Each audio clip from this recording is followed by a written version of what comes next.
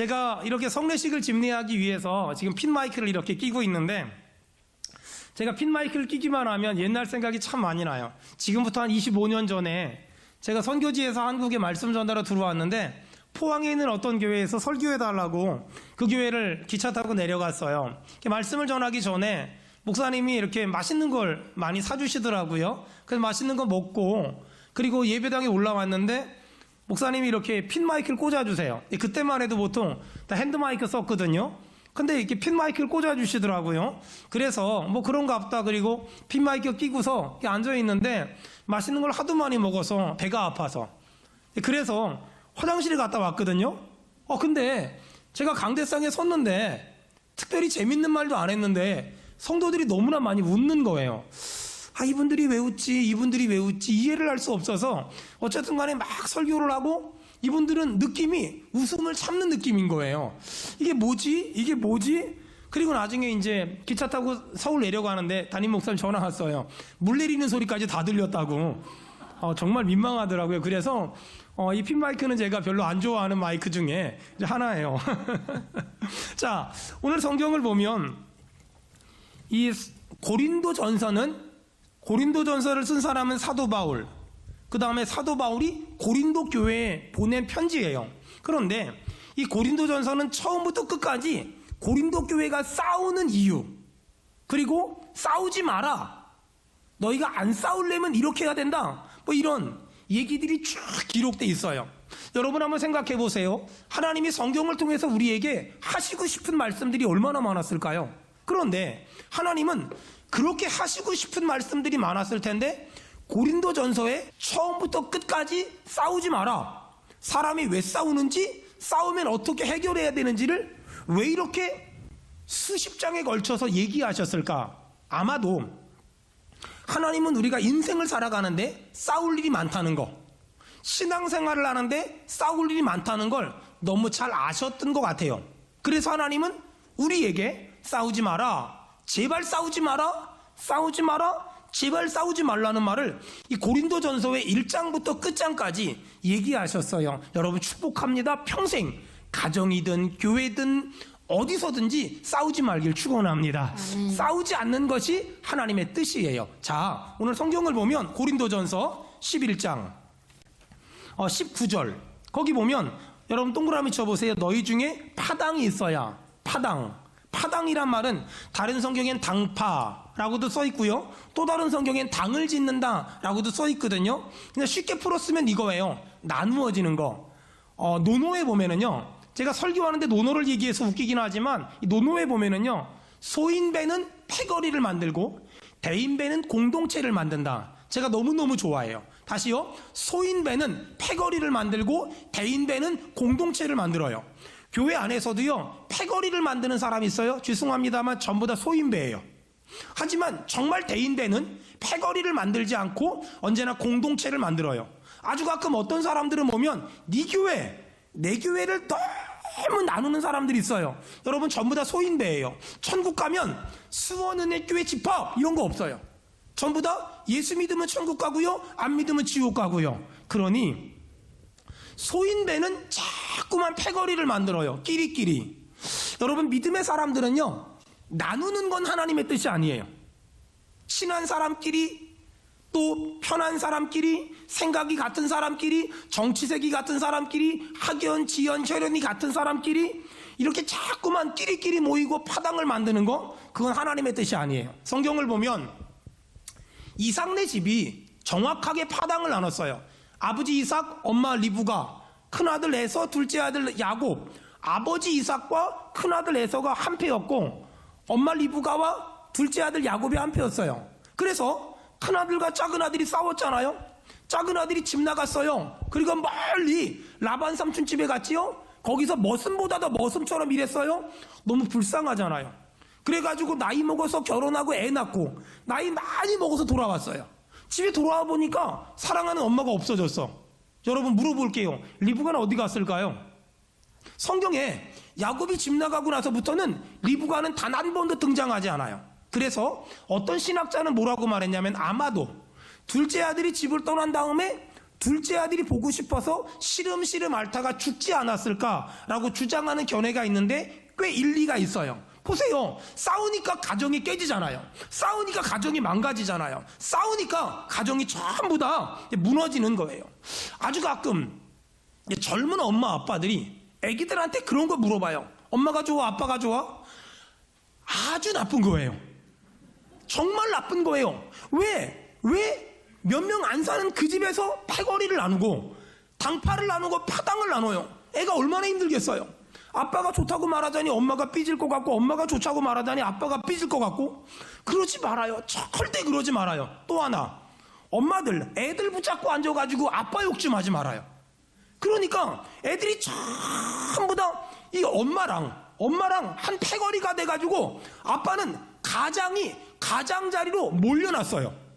여러분, 가장은 가장 중심에 있어야지 가장이 가장자리 코너에 있으면 안 돼요. 가장이 가장자리로 몰려나면 안 되고 가장은 가장 중심에 있어야 돼요. 그래야 되는데 엄마들이 맨날 애들 붙잡고 아빠 욕만 해서, 아니 어느 날 딸이 남자를 내리고 왔는데 안 된다는 거야. 그거 왜 안 되냐고 물어봤더니 네 입이 닮아서 안 된다고. 그러면 어떡하란 말이에요. 그러면 안 되잖아요. 여러분 잘 들어보세요. 하나 만드는 게 능력이고 하나 만드는 게 축복이고 하나 만드는 게 은혜지, 나누는 건 정말 절대 하나님의 뜻이 아니에요. 그러니 말 한마디라도 나누어지는 말은 하지 마세요. 어떤 행동을 해도 나누어지는 행동을 하지 마세요. 어떤 결정을 해도 나누어지는 행동을 하지 마세요. 여러분, 우리 교회는요 오직 예수파 되길 축원합니다. 뭐 목사파, 집사파 이런 거 하지 말자는 거예요. 여러분은 파가 나뉘어진 경험이 있습니까? 이게 파가 나뉘어지잖아요. A파, B파. 보통 사람들은 이렇게 두 파만 나누어질 것 같지만 실제로 파가 나뉘어지면은요 A파, B파, 그 다음에 A도 B도 싫어, 이 파가 반드시 나와요.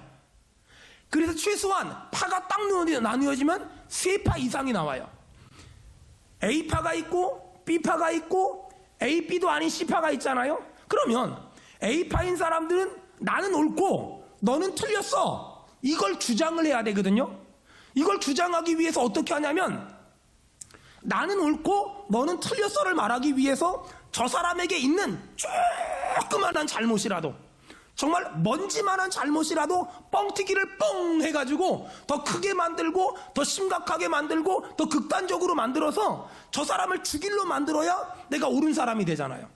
그러니까 평소 때는 잘 넘어갔던 일들도 사람과의 관계가 딱 깨지고 나면 나는 옳고 너는 틀렸다는 걸 주장하기 위해서 정말 별것도 아닌 걸 가지고 트집을 잡고, 정말 별것도 아닌 걸 가지고 비난하고 공격하고 비아냥거리고 조롱하는 그런 인생을 사는 사람들이 우리 주변에 너무 많아요.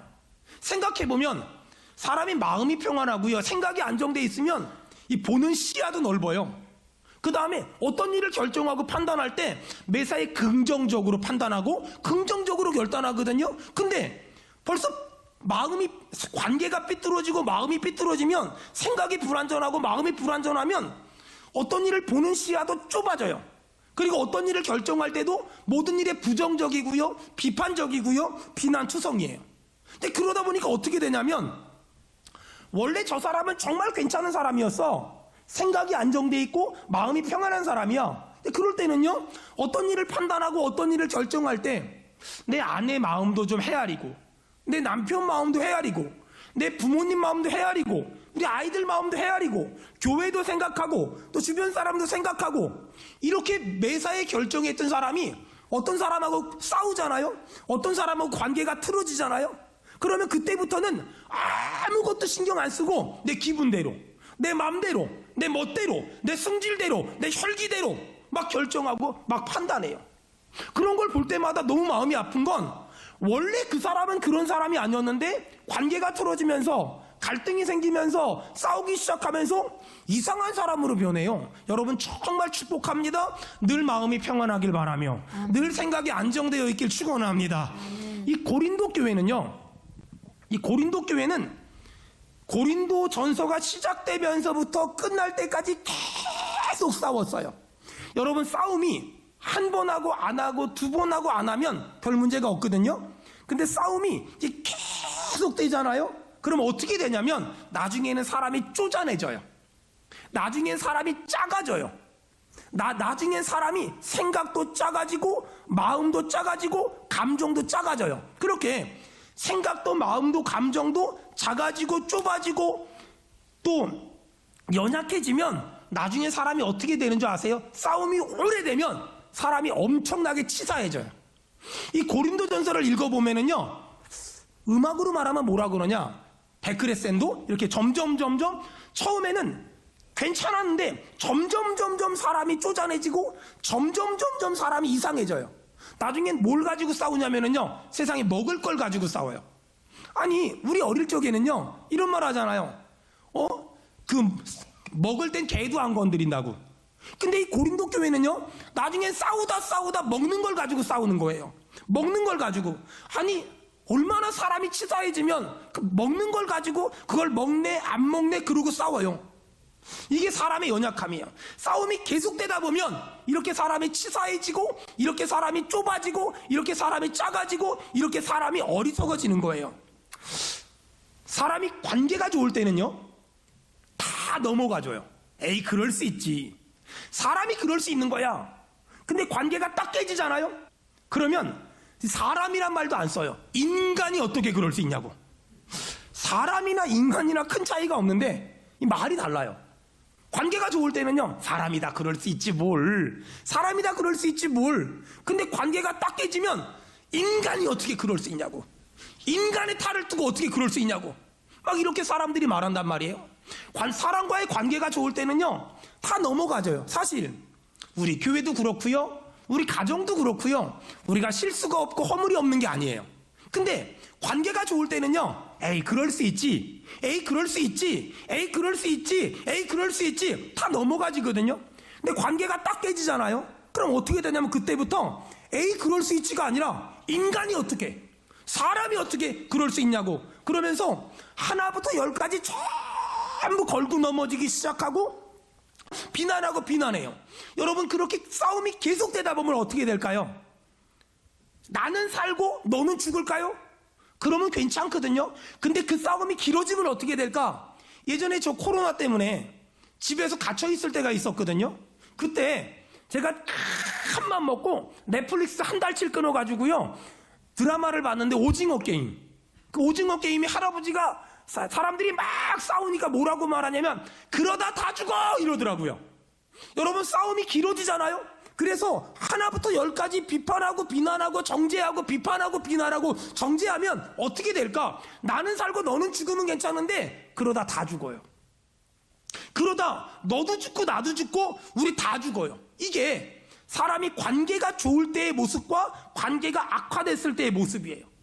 관계가 좋으면 그냥 다 넘어가줘요. 아이, 그럴 수 있는 거지 뭐. 근데 관계가 나빠지면 어떻게 그럴 수 있어? 사람이 어떻게 그럴 수 있어? 인간이 어떻게 그럴 수 있어? 그러면서 하나하나 전부 다 말거리고 공격거리고 비난거리고 또 비판거리가 되는 거예요. 안타깝지만 이것이 고린도 교회의 현실이었어요. 자, 고린도 교회가 이제는 싸우다 먹는 걸 가지고 싸웠거든요. 자, 어떻게 싸웠나 봅시다. 자, 고린도전서 11장 자 21절. 그래서 거기 아주 재밌는 말이 하나 나와요. 이는 먹을 때에 각각 동그라미 쳐보세요. 자기의 만찬. 거기 자기의 만찬이란 말이 나오죠. 이 자기의 만찬이란 말을 이해하려면은요, 이 고린도라는 지역을 이해를 해야 되거든요. 이 고린도라는 지역은요, 이렇게 먹는 문화가 있었어요. 사람들이 모일 때마다 먹었어요. 근데 문제는 뭘 먹었냐? 사람들은 모임이 있으면 자기들이 먹고 싶은 걸 갖고 왔어요. 그래가지고 쫙 펼쳐놓고 먹었어요. 우리 교회도 보니까 가정교회 모임할 때 이제 그런 가정교회가 몇 개 있더라고요. 서로 먹을 걸 갖고 와요. 어떤 집은 김치, 어떤 집은 시금치, 어떤 집은 콩나물 다 갖고 와서 그 모임을 주관하는 집은요, 반만 해요. 그래서 거기다 엎어놓고 반찬 더 엎어놓고 참기름 갖다 놓고 그리고 나눠서 먹더라고요. 이제 그렇게 먹는 데도 있는데 딱 고린도 교회가 그렇게 모일 때마다 먹었던 거예요. 이제 그런 사람들이 고린도 교회 교인이 됐잖아요. 그러니까 교회 안으로 이 먹는 문화가 들어왔어요. 그래서 이 먹는 문화가 성만찬 문화가 된 거예요. 지금 우리 교회만 해도 성찬식 할 때 떡 한 조각, 포도주 한 모금 정도 주잖아요. 저는 그거 먹고도 일부 예배 때 취해가지고 헛소리를 막 이렇게 평생에 먹어본 적이 없으니까. 근데 우리 교회만 해도 떡 한 조각, 포도주 한 모금 주는데 이 고린도 교회는요 성만찬 수준이었어요. 성만찬. 근데 이 성만찬을 모일 때마다 한 거예요. 모일 때마다 맛있는 거 먹었으니 얼마나 좋았을까요? 근데 문제가 뭐냐면 그때나 지금이나 사람이 사는 곳엔 공통적으로 나타나는 현상이 하나 있어요. 그게 뭐냐면 빈부격차. 어떤 사람은 부잣집이에요. 그러니까 자기가 일 안 나가고 집에 있다가 집에 있는 먹을 거 많이 가지고 교회를 일찍 와요. 그러면 자기랑 비슷한 시간에 일찍 오는 사람들하고 같이 배가 터지도록 먹어요. 당시엔 포도주 문화잖아요. 중동이니까. 그러니까 포도주 먹고 취해가지고 눈 뻘게 가지고 있어요. 근데 남의 집 머슴살이 하는 사람들은 하루 종일 낮에 일하고 밤에 간신히 빵 한 조각 가지고 와요. 근데 문제는 뭐냐면 먼저 온 사람들은 배가 터지도록 먹고 맹꽁이 배가 돼가지고 먹고 술에 취해 있어. 근데 문제는 떡 한 조각이라도 갖고 오는 사람들은 안 돼. 그나마 그것도 못 갖고 오는 사람이 있었어요. 이렇게 빈부격차가 심하다 보니까 나중에는 사람들이 시험 드는 사람이 있어요. 아니 교회 와서 누구는 먹고 누구는 안 먹어. 이게 뭐야? 이게 교회야? 이게 사랑 있는 교회야? 라고 투덜거리기 시작했어요. 그런 고린도 교회의 싸움만 하는 모습을 보며 사도 바울이 설교한 거예요. 자, 뭐라고 설교했냐? 너희들 지금 하는 성만찬은 성만찬이 아니야. 지금 너희들이 하는 성찬은 그거는 내가 얘기한 성찬이 아니야 라고 말하면서 내가 말한 성찬을 정말 하길 원한다면, 자, 고린도전서 11장 33절, 고린도전서 11장 33절 다 같이 읽겠습니다. 시작. 그런즉 내 형제들아 먹으러 모일 때 서로 기다리라. 내 형제들아 먹으러 모일 때 일찍 왔다고 먹을 거 많이 갖고 왔다고 너 혼자 퍼마시고 술 취해가지고 있지 말고 너희가 먹으러 모일 때 기다려라. 같이 먹어라 라고 얘기하는 거예요. 그러면 34절에 만일 누구든지 시장하거든 집에서 먹어라. 성만찬은 배부르게 먹는 게 아니야. 성만찬은 배부르게 먹는 게 아니라 네가 배고프면 네가 시장하면 집에서 먹어 라고 지금 사도 바울은 경고하는 거예요.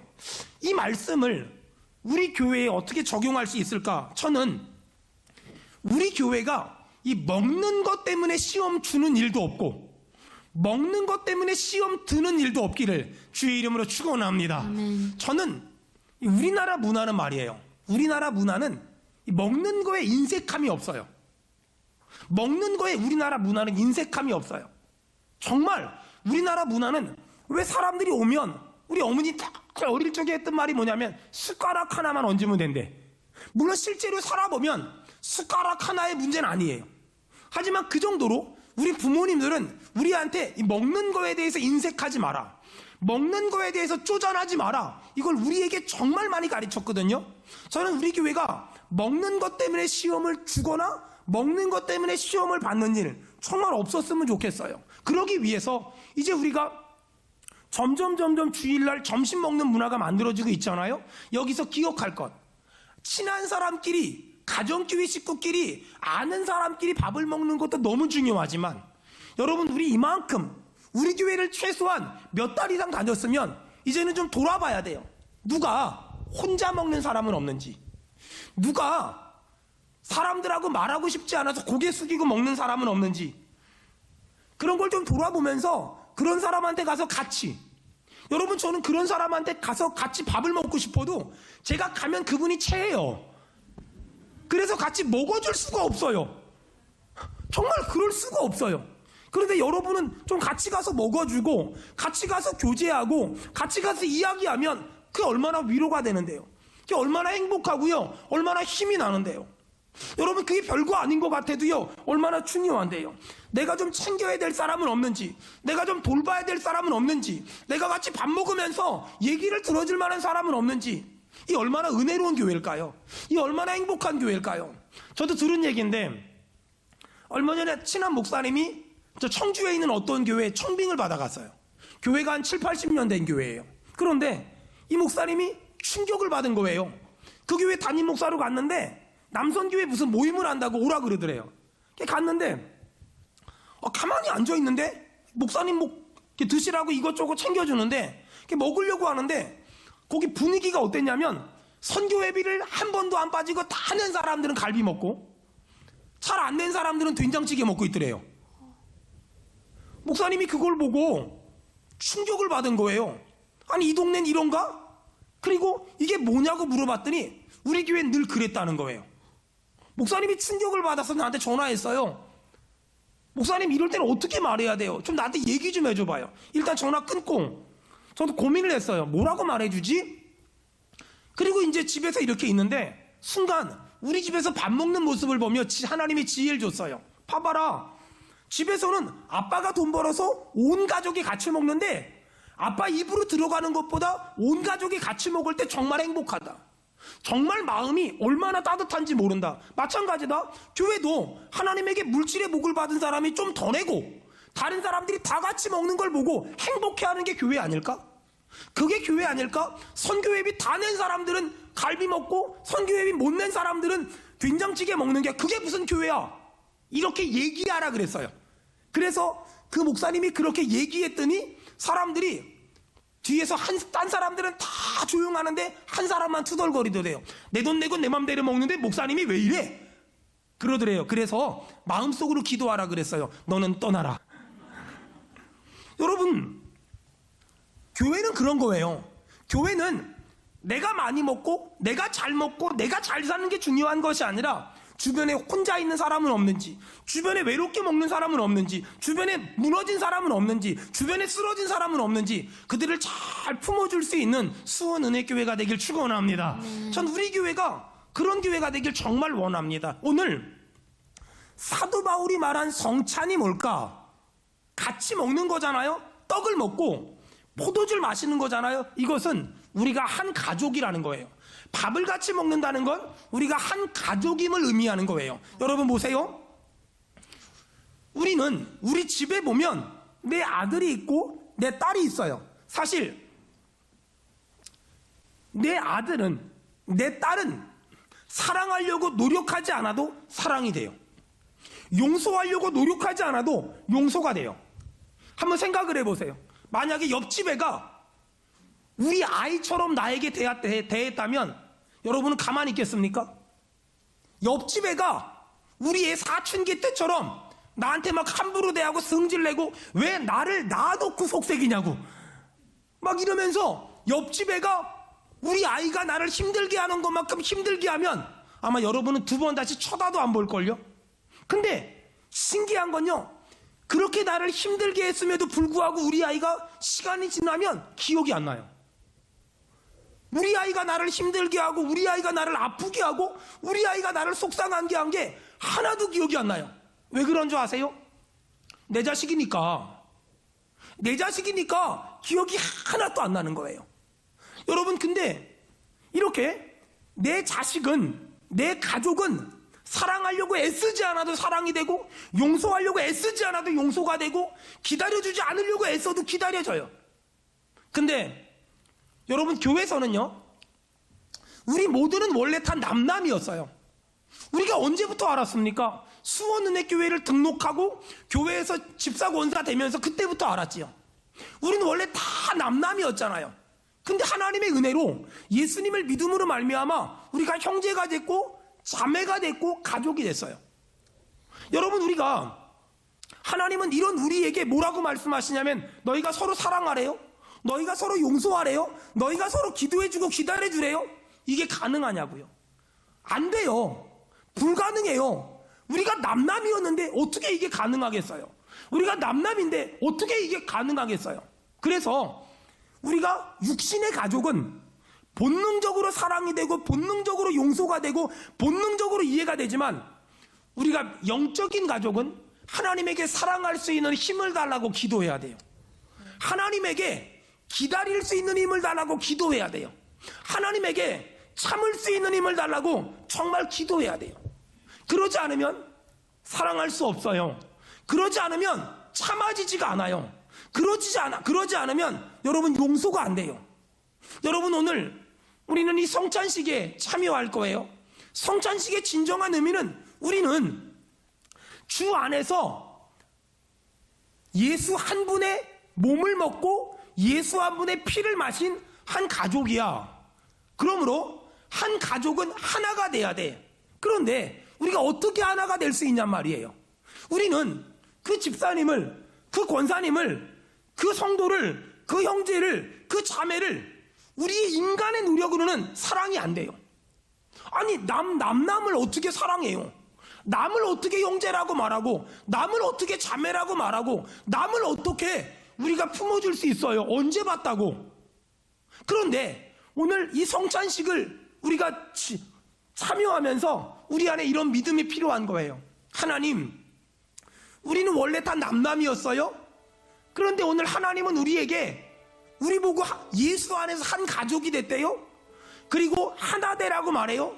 하지만 우리는 우리의 능력으로, 우리의 지식으로, 우리의 방법으로, 우리의 수단으로는 절대 하나가 될 수 없어요. 그러니 하나님, 오늘 이 성찬식을 참여하면서 간절히 비옵나니 내 힘으로 사랑하는 것이 아니라 하나님이 사랑할 수 있는 힘을 주셔서 사랑하게 하옵소서. 내 힘으로 용서하는 것이 아니라 하나님이 용서할 힘을 주셔서 용서하게 하옵소서. 내 힘으로 그 사람을 참아주는 것이 아니라 하나님이 참을 힘을 주셔서 그 사람에 대해서 참아줄 수 있도록 은혜를 주시옵소서. 이것이 이 성찬식에 동참하는 우리의 모습이라는 거예요. 또 하나, 지금도 사람들은 하나 되자 이런 말 참 많이 해요. 그리고 다 사람들은 화평합시다 이런 말도 진짜 많이 해요. 그리고 사람들은 싸우지 맙시다 이런 말도 진짜 많이 해요. 근데요, 어떻게 하면 하나 될 수 있을까요? 어떻게 하면 싸우지 않을 수 있을까요? 어떻게 하면 갈등하지 않을 수 있을까요? 구호만 외친다고, 슬로건만 내건다고 하나 될 수 있을까? 하나 화평할 수 있을까? 싸우지 않을 수 있을까? 아니에요. 어떻게 하면 하나 될 수 있을까? 주의 죽으심을 기억하며 내가 죽기를 결단하는 것. 그것이 우리가 하나 될 수 있는 유일한 방법이에요. 주의 죽으심을 기억하며 내가 십자가에 못 박혀 죽는 것. 여러분, 우리의 십자가엔 예수님도 매달려 계셔야 되고 나도 매달려 있어야 돼요. 내가 십자가에 못 박혀 죽어야 돼요. 갈라디아서 2장 20절에 내가 그리스도와 함께 십자가에 못 박혀 죽을 것이니가 아니에요. 내가 그리스도와 함께 십자가에 못 박혀 죽었나니. 죽었나니는 예수를 믿는다는 건 내 옛사람이 죽었어요를 의미하는 거예요. 내 과거에 내가 죽었어요. 내 고집이 죽었어요. 내 혈기가 죽었어요. 내 못된 성질머리가 죽었어요. 내 자존심이 죽었어요. 내 교만이 죽었어요. 내 건방짐이 죽었어요. 내 성질머리가 죽었어요. 여러분, 그것이 예수 믿는 거거든요.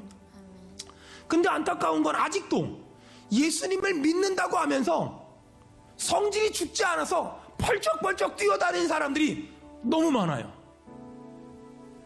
예수를 믿는다는 건 내가 죽었어요. 내 고집, 성질, 성향, 기질, 또 옛사람, 옛자, 옛 고집 다 죽었어요. 나는 옛사람 몰라요. 그저께 선교지 돌아가신 우리 이성재 선교사님이, 제가 그 교회 전도사 때 우리 교회 집사님이었어요. 그분이 꽤 큰 건설회사를 경영하셨거든요. 그러면서 꽤 사업을 크게 하셨어요.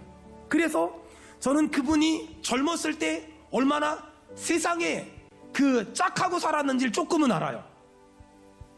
그런데 선교사님하고 얘기하는데 어떤 분이 선교사님한테 물어보더래요. 선교사님, 외모를 보니까 옛날에 좀 노셨을 것 같은데 어떻게 사셨나요? 그래서 선교사님이 그런 말을 들을 때마다 늘 하시는 말이 하나 있어요. 40초는 묻지 마세요. 기억이 안 납니다. 전 다 죽었습니다. 이 얼마나 은혜로운 말입니까? 40초는 절대 묻지 말라고. 그걸 말하는 순간에 저는 정말 힘들고 당신도 힘들 거니까 40초는 기억도 안 난다고. 아주 가끔 저는 그렇게 지나가다 보면 어떤 교회 간증 집회, 전과 7범 이런 거 있잖아요. 어떤 교회 간증 집회, 뭐 전과 12범. 여러분 정말 예수를 믿고 우리가 죽었으면 기억이 안 나야 돼요. 기억이 안 나야 돼요. 그때 그 시절은 기억이 안 나야 돼요. 그때 나는 죽었어요. 어거스틴이 예수님 믿고 구원받아 하나님의 자녀가 된 다음에 길을 지나가는데 15살 때 어거스틴하고 같이 잠자가지고 사생아를 낳은 창녀가 있었어요. 이 창녀가 술집 앞을 지나가는데 어거스틴을 불러요. 어거스틴, 나야 나. 어거스틴이 보더니 정말 죄송한데요. 옛날에 어거스틴은 죽었습니다. 이렇게 말하고 가던 길을 갔어요. 이게 그리스도인이에요. 그리스도인이란 옛날에 나는 죽었어요. 무슨 일만 있으면 또 올라오고 또 살아나고 또 올라오고 또 살아나면 안 돼요. 옛날에 나는 죽었어요. 이제는 내가 사는 것이 아니라 내 안에 오직 예수가 사는 줄로 믿습니다. 아멘. 여러분 혹시 요즘에 다시 옛사람이 드러나고 옛 자아가 드러나고 옛 고집이 드러나고 옛 혈기가 드러나고 옛 자존심이 드러나고 옛 생각이 나고 옛 것들이 생각나고 옛 습관이 기억나지 않습니까? 오늘 이 성찬식에 참여하면서 다시 믿음으로 고백하세요. 제가 믿음으로 선포하겠습니다. 여러분 아멘 합시다. 옛사람은 죽었습니다. 아멘. 나의 옛모습은 죽었습니다. 아멘. 옛날의 황유석은 죽었습니다. 아멘. 여러분 이것이 우리의 고백이 돼야 돼요. 그러므로 오늘 예배가 끝난 다음에 집에 돌아갔는데 내 가족들이 내 주변 사람들이 나에게 이런 말을 하면 여러분은 성찬에 성공한 거예요. 자존심 다 죽었네, 고집 다 꺾였네, 성질머리 다 없어졌네, 신기하네. 여러분 오늘 예수님은 우리에게 뭐라고 말하냐면 주의 죽으심을 기억하며 내가 죽음으로 주의 죽으심의 은혜를 전하라고 말해요. 복음 전파는 사람 붙잡고 앉아서 예수 믿으세요 하는 것도 중요하지만 내가 죽음으로 주의 죽으심을 전하는 것. 아니 그 성질 어디 갔어요? 그 승질머리 어디 갔어요? 그 고집 어디 갔어요? 그 혈기 어디 갔어요? 예수가 나를 위해 십자가에 죽으셨어요. 그러므로 나도 십자가에 못 박혀 죽었습니다. 그러니 이제는 내가 사는 것이 아니라 내 안에 그리스도가 사는 겁니다. 오늘 이 고백이, 이 결단이 우리에게 이어지기를 주의 이름으로 축원합니다.